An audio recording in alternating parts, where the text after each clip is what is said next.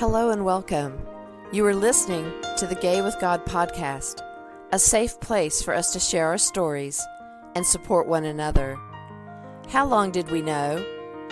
What challenges did we face? Did we lose our faith? When did we find our way back home? Or are we still searching? The stories you hear on this podcast will melt your heart and strengthen your belief that in God, all things are possible, and you can be authentically gay with the God of your understanding.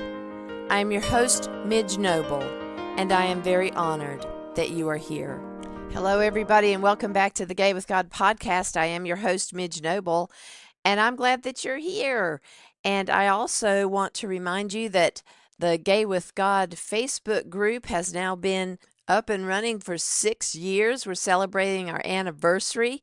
If you have not found us yet on Facebook, Gay with God is a place where we meet each other in that place of confusion, knowing, uncertainty, all the feelings. It's a place for us to be together. And through that group, you can then also join our monthly sessions called My Faith Journey, and we do a Zoom meeting to talk about our journey through faith and what it's been like to come back to having a relationship with the God of your understanding after all of the drama and trauma some of us went through to get to that place of knowing that it is okay to be gay and be in a relationship with the God of your understanding. So hop onto Facebook if you still use Facebook, find the Gay with God Facebook group and join. You answer all the questions to make sure that we're all on the same page, and then you'll be invited inside. And you'll find the link to My Faith Journey, and you can even join us tonight, and that would be awesome. We are going to be starting the book, The Tears of Things by Richard Rohr. And it's okay if you haven't gotten the book. It's okay if you haven't read the first chapter. We'll all be discussing it, and whatever themes come up or will be relevant to a discussion whether you've read the chapter or not. So join us for that if you feel led to do so. When I talked earlier about all of the trauma and the confusion and all of the angst that we felt as we were going through our own coming out process, I wanted to talk a little bit more about that today. So the title of this episode Are You Sure You're Gay? Now, how many of you, besides me, were asked that question? Now, if you really had a knowing of yourself when you were younger, and for some of my friends, I've heard that, especially my male friends, I heard that they knew when they were like 3 or 4 years old. I don't even have clear memories of being 3 or 4. I have intermittent memories maybe of that time period, but some people knew super, super early. Some people always knew that they were different than the other kids they hung out with, but some really had a clear indication in elementary school and especially in middle school that they were gay. And for me, growing up back in 1959 and through the 60s and the 70s, that topic of being gay rarely came up in my circle because my circle was very, very small. I went to school, I went to church, usually at my grandfather's Hellfire and Brimstone preaching church if he were in town near us. And other times I would go to an Advent Christian church, which absolutely was all white, dominated by males, and definitely followed the King James Bible. The first time, and I guess I was probably in middle school, and I've got this Bible called The Way, and it was basically a paraphrase of the Bible, and you would have thought I had committed some cardinal sin, and my grandfather was livid that I had that in my possession. Now, my father, whether or not he believed in God, I'm not sure. He got kind of religious when my mom got cancer, but other than that, he wasn't really an avid churchgoer, and I'm not sure what his relationship was. We didn't have that kind of discussions in our home. We did have daily devotion. So when I started really connecting to church, because we were always going to church while my grandfather was close to us, and then my mom was in the choir. So we did go to church, and I did go to youth group, and I really believed in the possibility of God, and I really wanted to be saved because hell was terrifying to me. So all growing up, I would I would completely tell you if asked that I was straight. I had no other words other than I'm waiting to find my husband basically.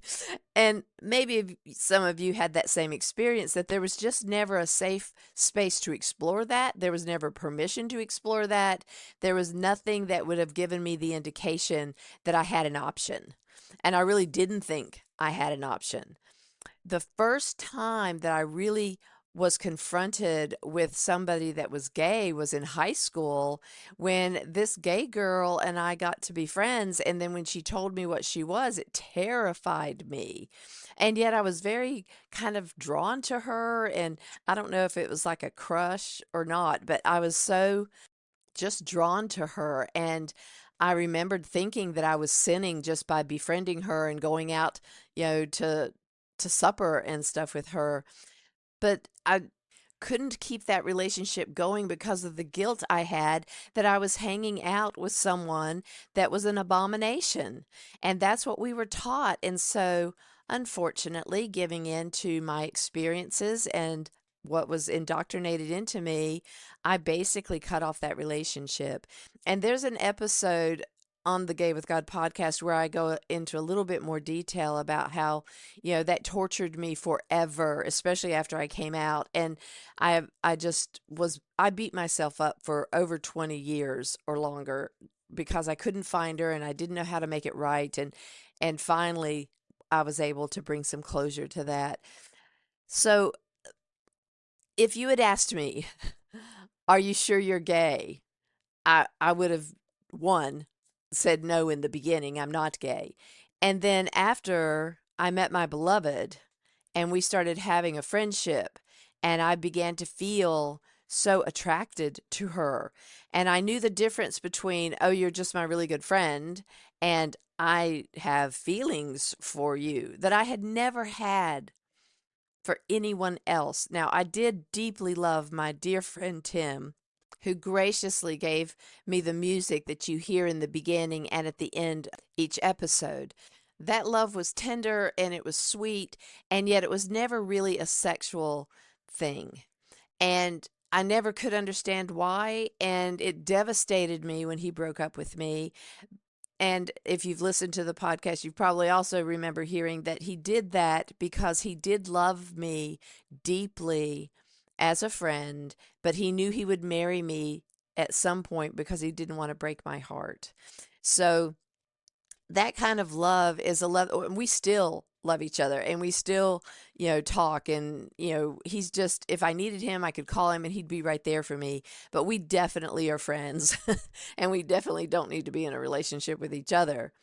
And I got engaged at the end of my college career because that's what you do. If you're single and you're female and you're leaving college, you need to be married. And so I did get engaged to a guy I barely knew, but knew his brother. And it was just the weirdest thing. It's like I knew that I was spiraling at some point, but I didn't know why.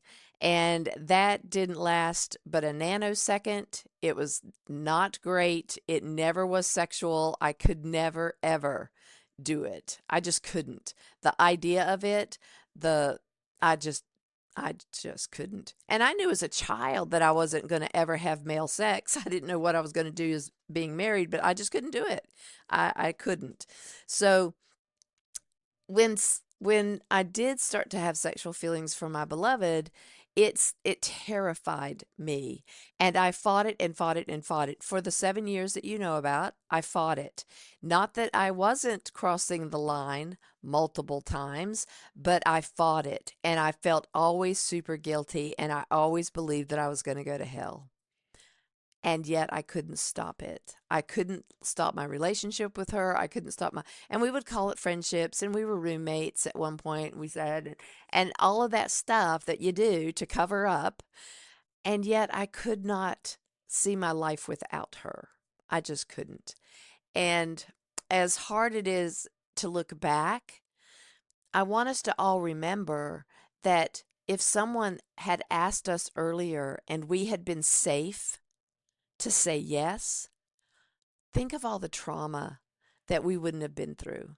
Think of all the angst, all the suicidal ideations, all the attempts, whatever you went through to get through those years of questioning and fear of what your family would say and who you would lose and what they would do to you.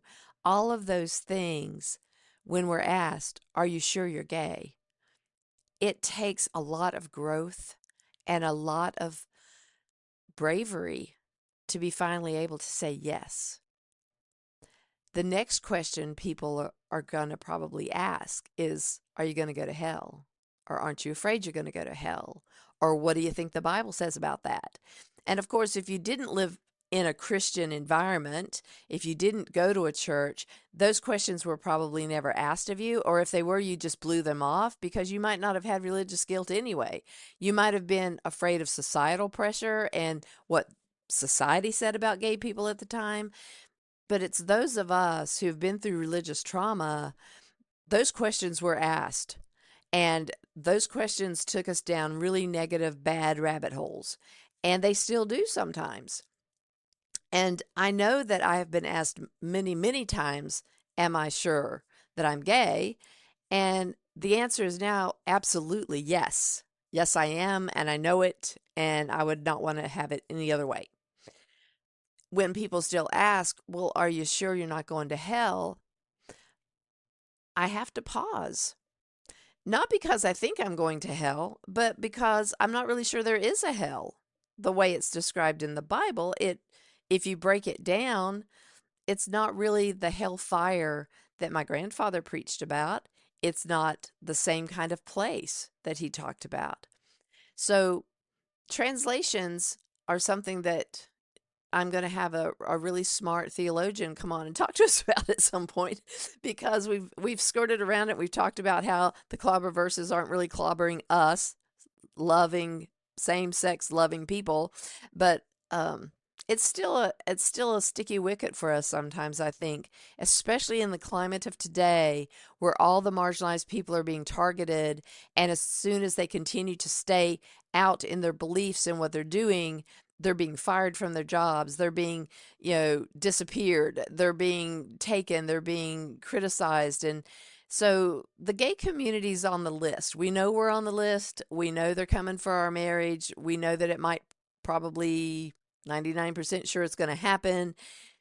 The thing that we're not too sure about are will we be the ones next rounded up for these detention centers and those types of camps, or having everything stripped away from us. I'm not sure where it will go.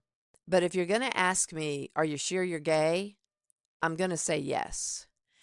And that terrifies my wife. She wants me to take in the rainbow colors and be quiet and stop speaking out so loudly. And I just don't think I can. When I said earlier that the Gay with God Facebook page is celebrating 6 years, and that's amazing to me that we've been going strong for 6 years. And I do know that there are people in that group that found that group because they found my podcast, or they found the podcast and then they found the group. But it was out there somewhere in the ethernet, and people are finding it, and they're finally able to take a breath when somebody says, are you thinking that God's going to send you to hell? And they can remember from all of our discussions that that's probably not true. That no, we don't think that the God of our understanding is going to send us to hell. I've even had people say, well, the God of your understanding isn't the real God, because the real God says dot, dot, dot, dot, dot, dot, dot. And I always wonder, well, were you there? Were you, were you there when God said that? Are you sure that they had a red ink pen to write down Jesus's quotes verbatim in the New Testament? Are you sure? Are you really sure? Because unless you were there, unless you sat at the feet of Jesus, unless you actually had an audible, personal conversation with the God of our understanding, you don't know either.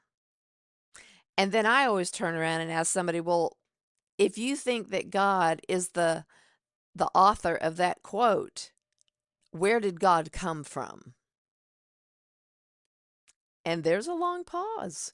And they're like, well, what do you mean, where did God come from? We know that God's always been. And I said, and does that make sense to you? That God has always been out there in the ethernet somewhere? Is he an alien? Is he, what is he? So, and I don't do that to mock God, but I do that to tell people there are unanswered questions. You have it in black and white. You think that we're all going to hell if we're gay, but you kind of skirt around the idea that you're following a God that has no beginning and end. He always was. He's the Alpha and Omega. Well, that's great. And yet, what about the chicken and the egg? Who came first? Well, my answer to that is the chicken, because who created the animals? Who created the birds that flew and the grazing cattle and all that? So I'm pretty sure that the chicken came first. But what about God?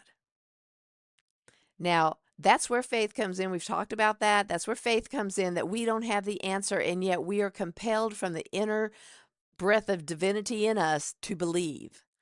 Or not, but most of us that are in this space believe that there's a God and that it made sense to us, maybe as children, maybe now. And I am able to continue my life in a very centered way without that answer of who made God or where, how did it happen? But I don't think it happened with two rocks clacking together. Now, I believe that God might have clacked some rocks together, but something had to have divined us and created us in the way that we are. So I can't believe just evolution purely 100% did it. And I do believe that there is a God and that God loves us and that we will always be loved by God, even when we screw up. And as painful as it is, I do know that God loves the person who's leading this country and the cult regime that's following him, and ticks me off a little bit. It really does. Ticks me off a little bit because, when you were in school and you were getting A's and you were going to get a special reward for getting A's, wouldn't it like tick you off if the person who goofed off all the time and hardly ever came to class and never did an assignment would be given an A just for, so they wouldn't feel left out? I don't know. That's going to be another whole journey that I need to, break apart for myself before I ever talk to you really about it. But I do believe that if you know that you're gay, it's because you're listening to the whispers of your soul. You're listening to the inner wisdom of who you were created to be. And if you never take anything else from this podcast or any of these episodes, I want you to hear this. You are created by the God of your understanding. You are loved by the God of your understanding. And you will never, never be alone, because God is now and has been and will forever be right with you as you walk your journey. So, are you sure you're gay? Hell yeah, we're sure. And are we loved by the God of our understanding? Absolutely. Thank you, everybody, for being with me today, for honoring this podcast and your stories. I want to thank you for supporting, sharing, and subscribing wherever you get your podcasts. If you want to see more information and links to connect with me, go to the Gay with God show page at empoweredmidge.podbean.com. And remember that if you want to have some personal coaching with me, I always give a complimentary session first that you can come and meet with me for free, and we can get together and see what kind of things you want to talk about and whether or not we're a good match. You can also find that complimentary session link at empoweredmidge.podbean.com. And if you're interested in hearing my story through my written words, You can either get that link at empoweredmidge.podbean.com to purchase my memoir, Gay with God, Reclaiming My Faith, Honoring My Story, or if you want a signed copy of the memoir, you can go to my website at gaywithgod.com and I will sign the book and mail it to you. If you are listening to this podcast and are questioning whether you can be gay and be in a relationship with the God of your understanding, if you identify as LGBTQIA+, or maybe right now you're not sure if you're gay, God has always been within you, even when you didn't know it. You have always been gay with God. Thank you, everybody. Stay tuned to see how you can join the Gay with God community. And as always, you are loved. I want to invite you to become a part of the Gay with God community. How can you do that? Stay connected by messaging me your thoughts and comments in the comment section under the downloads of the show on the Gay with God show page. Subscribe to this podcast wherever you listen and share so we can increase our community outreach and be a light to those who are struggling to claim their faith. Consider being a sponsor so I can highlight your service in our community. We are all worthy of respect and a relationship with the God of our understanding. I want to thank you in advance for supporting this podcast. Together, we as a community will keep this show visible and our community stronger.